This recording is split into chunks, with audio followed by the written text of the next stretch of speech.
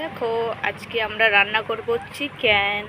চিকেনের জন্য কেটে রেখেছি পেঁয়াজ, তারপরে আদা বাটা, রসুন বাটা, কিছুটা আলু, টমেটো, লঙ্কা সব একসাথে কেটে রেখেছি। এবার বানাবো, তোমাদেরকে দেখাচ্ছি। ঠিক আছে, তোমরা দেখতে থাকো। এখানে চিকেনটা ধুয়ে রেখে দিয়েছি পরিষ্কার করে। এবার তোমাদের দেখাবো কিভাবে। গরম হয়ে গেছে, এখন ঢেলে দেব তেল। এখনই তো বানাচ্ছি।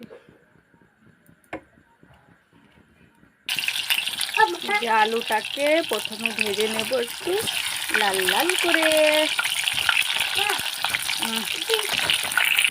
যে আলুটা লাল লাল হয়ে গেছে, ভাজা কমপ্লিট। এখানে দিয়ে দেবো এখন পেঁয়াজ, কেটে রাখা পেঁয়াজ একটু ভেজে নেব।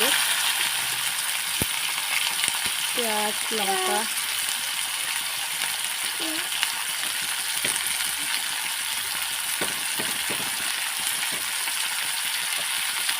পেঁয়াজটাকে একটু লাল লাল করে ভেজে নিই।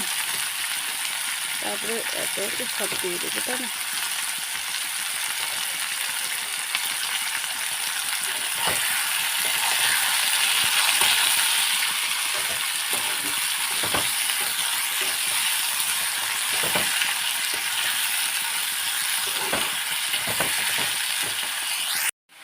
পেঁয়াজটাও লাল লাল ভাজা হয়ে গেছে। এখানে আমি দিয়ে দিচ্ছি কোয়াশ।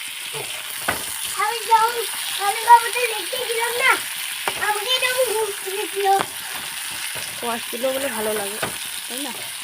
তোমরা কে কে মাংসের মধ্যে কোয়াশ পছন্দ করে বলো তো? তারপরে যে মাংসটা ঢেলে দিলাম।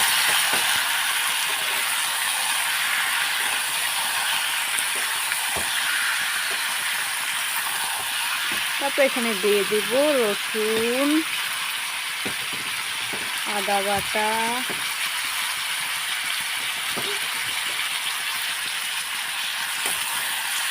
লবণ হলুদ তো দিতেই হবে, তাই না? লবণ হলুদ না দিলে সবজিটা কীভাবে টেস্ট করবে সেটা।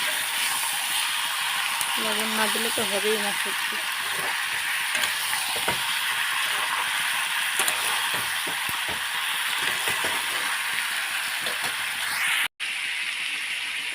দেখতে থাকে, রান্না করছি, রান্না তো করতেই হবে, তাই না?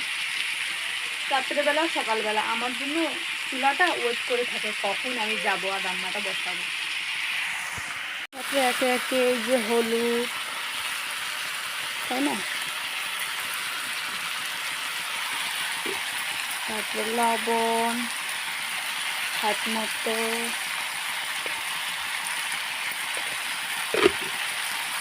ব্যাস। তারপরে একটু নেড়ে চেড়ে, কিন্তু মুরগির মাংস কষাতেই লাগে, তাই না? যত কষাবে সবাই সবার পাশে থাকবো, তাহলে তো এগিয়ে যাব। তাহলে তো সবার ভিডিওতে লাইক কমেন্ট করব, তাই নাকি? একসাথে করব। আমার ভিডিওটা দেখার জন্য অনেক অনেক ধন্যবাদ সকলকে।